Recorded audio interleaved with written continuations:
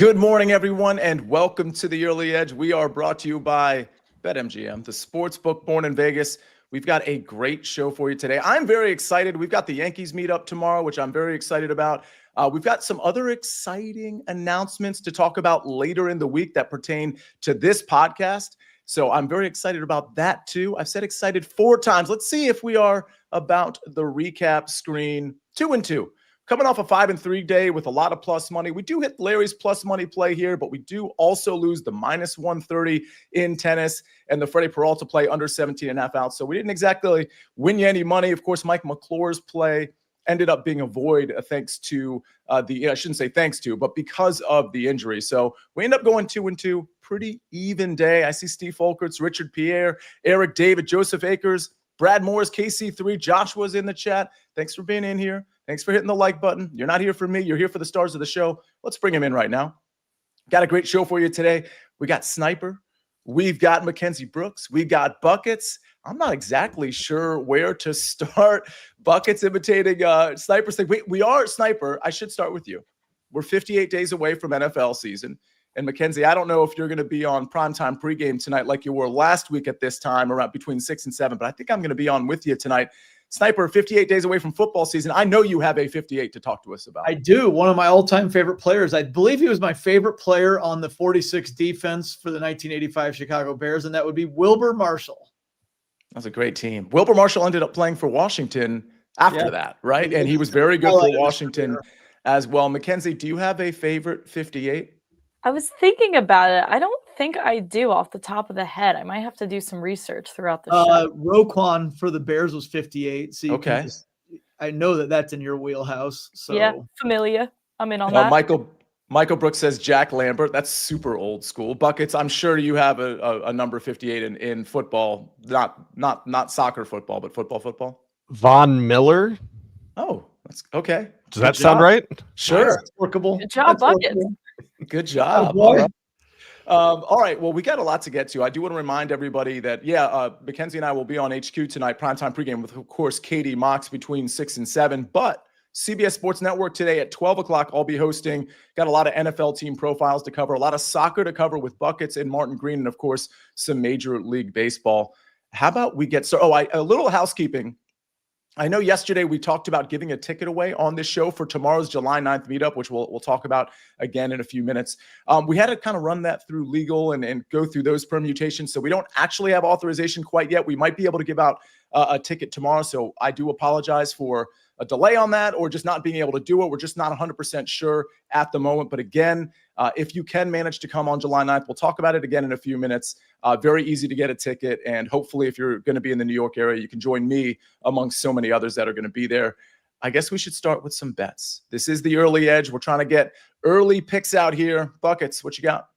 Well, Sia, first and foremost, I will also be on during that 6 to 7 hour with former MLS Defender of the Year, Jimmy Conrad. So a little intimidated by that because he has forgotten more about soccer than I will ever know. So bear with me during that segment. But now let's get into some bets today here because that's what we're all here for. We've got some really good competitions taking place, but we're going to start with one that's been a little bit frustrating, the FIFA Club World Cup, as Fluminense take on Chelsea in the semifinal here. And this is going to be a bad day if you are somebody who dislikes the both teams to score bet, because every bet I'm giving out today is both teams to score. Chelsea is the better side here, but this is a team that has struggled against Brazilian offenses. We saw them concede 3 times to Flamengo already, and we also watched them concede to Palmeiras in this competition. Fluminense is worse than those two sides, but I just don't think it's going to matter. Chelsea have the talent to win, but defensively, Chelsea aren't quite there yet.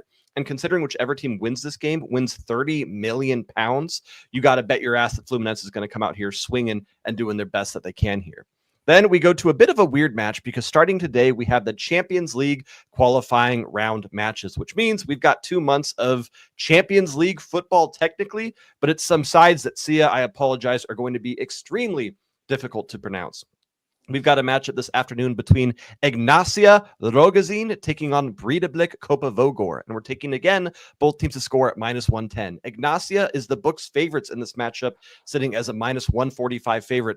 But they haven't played a competitive game of football in 2 months and ended their last season in poor form. Meanwhile, Kopavogor has looked really good in Icelandic football here. So while I do think that Ignacio will score a goal here, I don't think they should be favorites, even though this is a two-leg competition. So give me BTTS at -110 all day in this fixture. What are you doing to me with these pronunciations, Buckets? I picked the easy ones. I try to help you. It's not fun for anyone.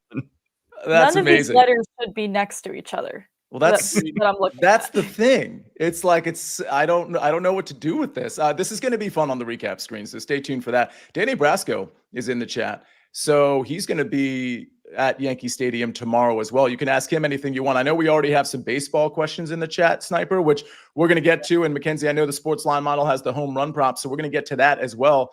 Let's go ahead, Sniper, with your picks. You got 2 picks for the day. Yeah. I'm going to start in Chicago. I know that sounds kind of familiar, but it's actually going to be on the road team here. I'm going to go with the Blue Jays to score over 4.5 runs. Amags hit on this yesterday on the Early Edge show at noon. Look, it's ride the wave right now on the Blue Jays. Their offense is just unbelievable. They're averaging 5.86 runs per game in their last 36 games. Everybody in the team's hitting. You always think about Vladimir Guerrero, Bo Bichette, even George Springer or Alejandro Kirk, who's an all-star, but Addison Barger, Ernie Clement, Joey Loperfido, Nathan Lukes are all hitting the ball around the yard yesterday. Aaron Savale on the mound for the White Sox doesn't strike too many guys out. He will walk some guys. He's a 4.60 ERA. The Blue Jays just saw him on June 21st, and they scored 5 runs against him. So I really like this spot with the Blue Jays on the road there. You know, they have that guaranteed 9th inning at bat. Also, going to go down to Houston.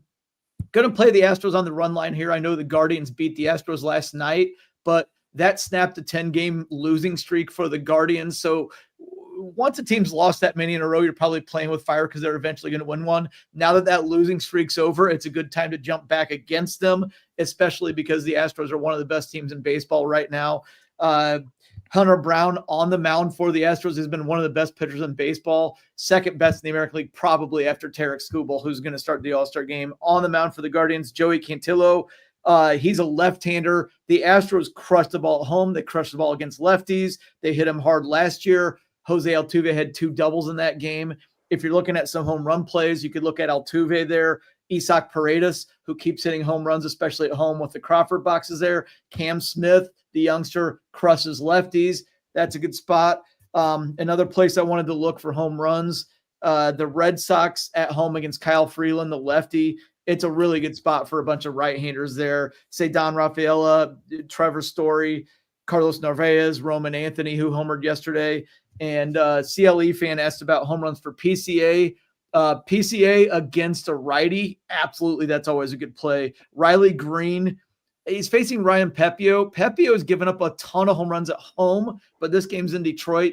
It's still okay. It just might not look as great if you only looked at Pepio's home run totals allowed overall. And then Alec Burleson, they are against the Nationals at home. It's probably really humid in St. Louis. I didn't look, but I'm guessing it is. So sure, why not?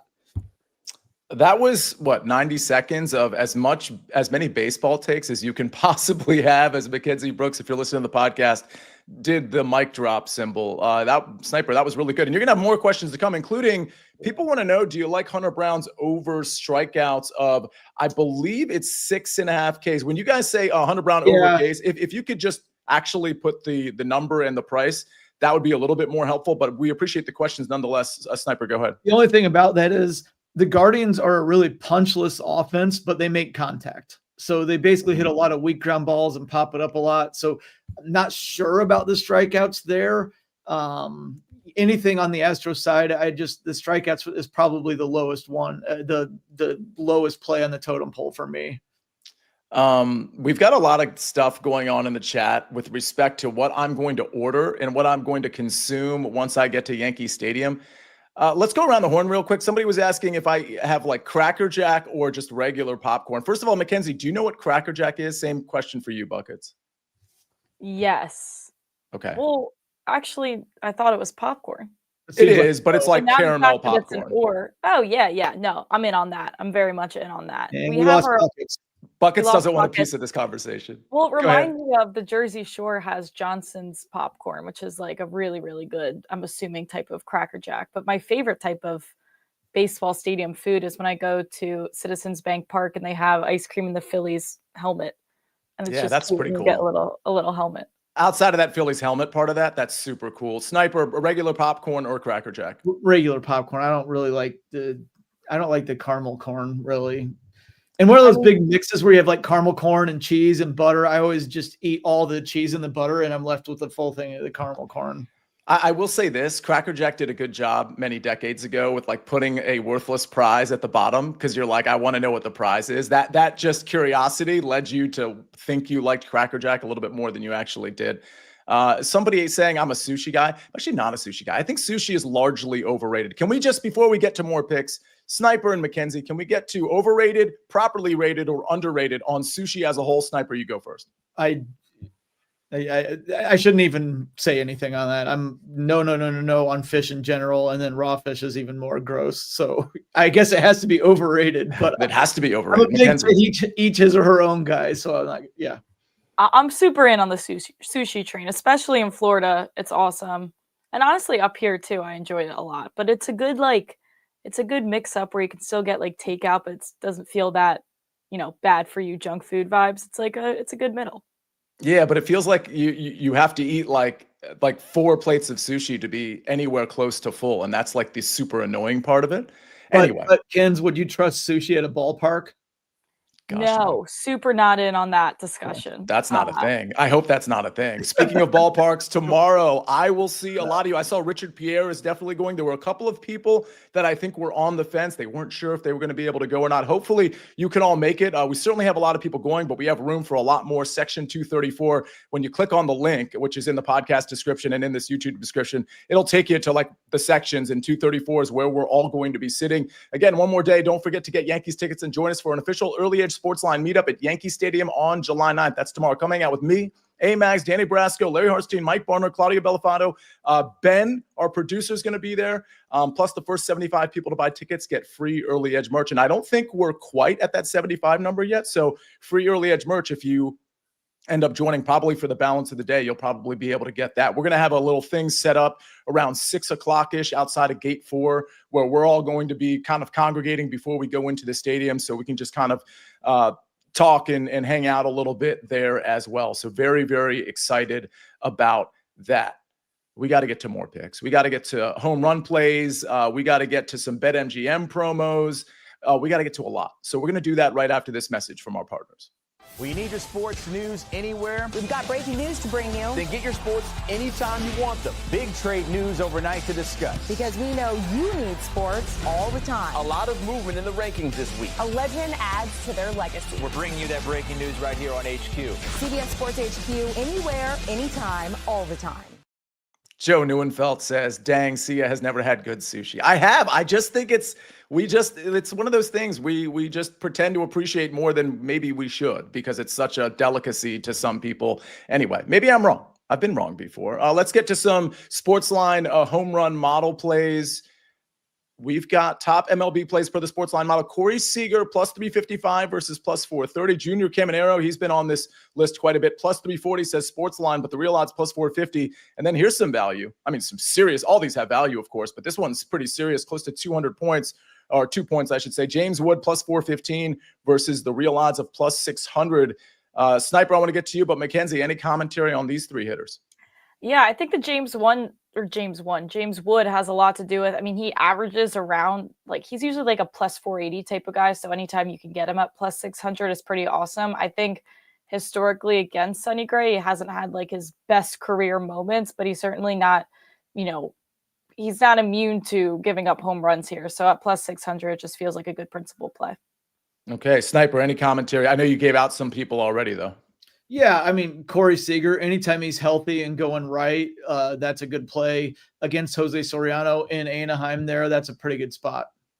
Okay, so we got some home run plays from Sniper. We got some home run plays per the SportsLine model. And I do want to mention BetMGM promos. We've got BetMGM account holders will receive a no-sweat token to apply to any bet on any sport. You'll receive bonus bets back if the bet loses.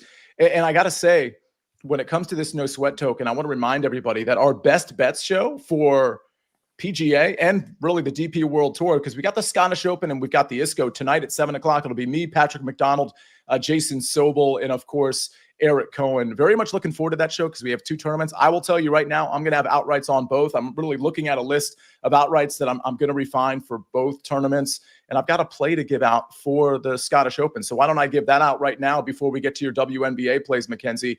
We're going to go. This is a little off the map. So the Scottish Open, Sniper, do you want to give out the play? Because you can if you want. I don't know anything. So Sniper, talk to me about Francesco Laporta, top Italian. Go ahead. I can't.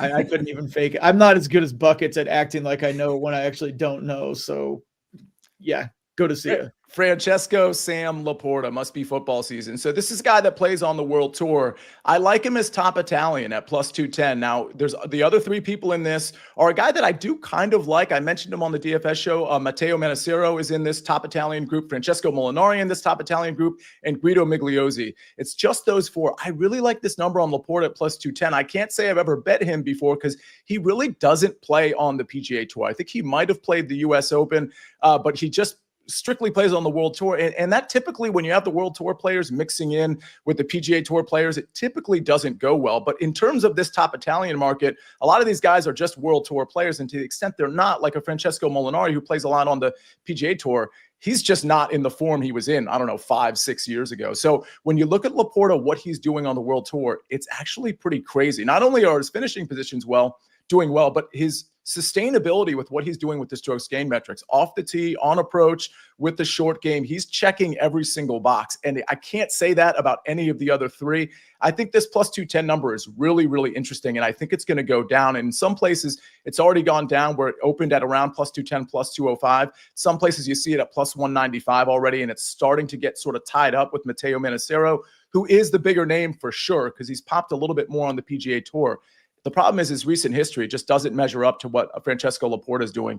So give me Francesco Laporta, top Italian at plus 210. Little reminder, because we have this show tonight at 7 o'clock. We have the live chat tomorrow at 4 o'clock. That's going to be Mike and Rick, because I'm going to be en route to Yankee Stadium. With all that said, this tournament begins at 2 in the morning, basically Thursday morning, Wednesday night going into Thursday morning, because they're over at Scottish time. So any lineups you want to get in, any bets you want to make, you have to make them by tomorrow night. Otherwise, you're just not going to be able to make them. So that's one play I'm giving out. Tomorrow morning, I'll give out another play. And certainly on the Best Bets show, we'll have a lot of plays there from everybody. And that show has been red hot. Eric David says, if Sia can rattle off those Italian names, he could do bucket soccer teams. I wish that was true, Eric. It's a completely different story. See, I have vowels in my names. That's the difference. All right. Talk to me, Mackenzie. Let's get to the WNBA. Let's get to some plays we can cash in about an hour. We have an 11:30 tip-off happening here with Chicago at Washington at the Washington Mystics. Now, it's called Camp Day. They have a few of these games a year where they tip off somewhere in the morning or the early afternoon to promote younger fans being able to see these games and all of those things. So we have the Mystics hosting the Sky here, and I think they take the first quarter. I like the first quarter spread, the Mystics minus the 2.5. Now, basically every trend, and you look at Chicago and what they've done in the first quarter, will tell you probably to go the other way. But knowing the Mystics are home and this is an 11:30 tip-off, that's really all I want to know. And knowing we're getting it at slight plus money makes me like this even more. I mean, the Sky overall are just almost dead last in every key metric in the WNBA. And the Mystics are a 5-5 team right now. They're still playing for things. I think they know that they need this game under their belt. So I think they will come off strong. And again, you're looking at a Sky team who is coming off a road trip at Golden State, at LA Sparks, at Minnesota, and now they're at Washington, at the Washington Mystics. Like, this has to be a tired team, and now it's an 11:30 tip-off as well. So all of those types of things kind of outweigh the trends that would tell you that the Sky can cover first quarter here. So I think this is for the home team. And then we're going to go to the 8 o'clock game here with the Liberty. We're going to take them first, the Aces. I'm taking Brianna Stewart again. I've talked about her last week as well. With Jonquel Jones out, you see a lot of usage for Stewie. She's been putting up 35 plus minutes. Now we get her in a good buy low spot right now because she was 4 of 17 from the field in her last game, putting up just 8 points. The rebound should carry here with no Jonquel Jones. She's been hitting her rebound overs a ton. So I'm just banking on maybe some regression back to averaging around 25 points here. And I think she can easily go over this. And I think she'll get a ton of minutes to be able to do so. All right. I want to get to some questions here. If you have WNBA questions, certainly can ask Mackenzie that. Sniper, there were a couple questions, and you kind of addressed one. So Rick Von Cannon says, Ken's first quarter picks are back. First quarter Kenzie. I don't know if anybody, that's actually a terrible name. Is it first quarter Ken's? How about that? Yeah, I'm in on that. I'm big on the first quarter bets recently. Yeah, first 5, first quarter. We love that. And you're on the network show, Sniper, you gave out a first 3 bet, which you tend to do. It sucked. It lost. Because of Corey Seager hitting a bomb. So I will say this: people were asking about live shows, like more MLB live shows. So we will do that. It'll probably be after the All-Star break. There's been a lot going on with some NFL stuff, but also with the Yankees thing. So we'll probably get our schedules in order. And I'm guessing a week or two after the All-Star break, we will have something either day or night, because we're going to start doing this we'll do at least 1 or 2 at night where like 7 o'clock starts, where so many games are colliding at once. It's going to be really fun. So make sure you are subscribed to this channel. Jason Pogwis Sniper says, how do you feel about Blue Jays? I know you just gave out the Blue Jays pick 4.5, but he's asking, he's kind of getting greedy here. 5.5 at plus 110. Yeah. Yeah. I might as well take that. I mean, they've been scoring in bunches lately, so it wouldn't be surprising at all. And Savali is not that good. Savali is actually one of my funniest stories of the year, is that he was on the Brewers and they took him out of the rotation and he demanded a trade. So the Brewers traded him to the White Sox. Like, hey, you want to get traded so bad here? We'll ship you to one of the worst teams in baseball. So yeah, that was pretty funny. I see Jeff Stenberg asked, would I co-sign Mariners team total over 4.5? Of course, it's against the Yankees. Yes, of course. The Mariners can hit away from home at times. They're just really, really inconsistent. Cal Raleigh gets something to hit. I mean, I'm not going to stand in the way of that. I wouldn't play it myself, but I'm not going to stand in the way of it. I mean, to Jeff's credit, as much as like this feels like a shtick, he has been cashing these anti-Yankees bets in a pretty huge way. And he's been on the Blue Jays, and he had the Blue Jays team total yesterday at plus money, and that sailed over. And the Yankees right now, their rotation is so thin. They needed an extra starting pitcher before Clark Schmidt went down, and the bullpen has been so leaky the last 5 or 6 weeks or so. So, yeah, I could see that. And then we got a question on the Red Sox. I know we cashed their run line yesterday. Steve Folkert says Red Sox, they're at home. Bayo on the mound against Kyle Freeland. And he wants the run line here. Red Sox, which of course is minus 126. Yeah, I looked at that actually. I just usually, if I'm going to do the run line, I like it to get into plus money. It shows what heavy favorites the Red Sox are here, that it's still minus 126. But yes, the most likely scenario is a Red Sox blowout. And Cubs first 5 minus a half at minus 105 asks Cubs fan Rick Von Cannon. Yeah, Simeon Woods Richardson has been really, really good, at least through the first 5 innings. Now against Shota Imanaga, I expect the Cubs will win that. I just didn't love the way any of those lines looked. But the Cubs do crush righties, so it's possible. Okay, let's switch to the W. Greatest Poet Alive says Angel Reese over 12.5 rebounds. What do you think, Mackenzie? I mean, I'm never going to tell anyone to take the under, but listen to her stats the past 5 games: 17 rebounds, 16, 18, 17, 19.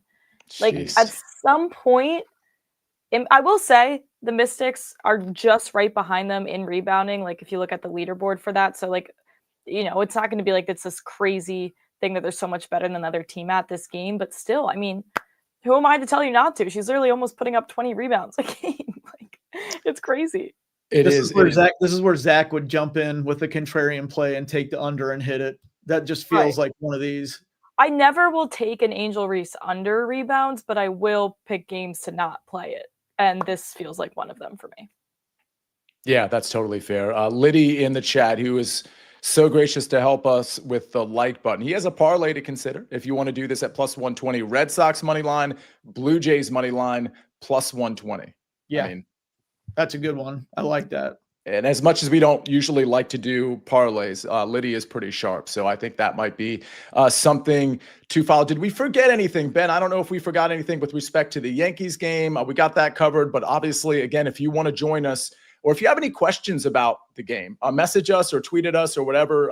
But we're going to put out a ton of messaging later today and tomorrow. But again, Section 234, the link is in the YouTube description and, of course, in the podcast description. Very easy to get tickets. You'll be able to beat Danny and me and A-Mags and so many others, Claudia and Mikey B, Ben, of course, and Larry Hartstein. A lot of us going, a lot of you going, very excited about that. But again, if you have any questions about it, let us know. Section 234 is where you want to be. And gate 4, outside of gate 4, is where you want to be around that 6:15, 6:30 time frame to meet and greet everybody here. All right. Buckets left so that I would have to do the pronunciations, which is pretty rude.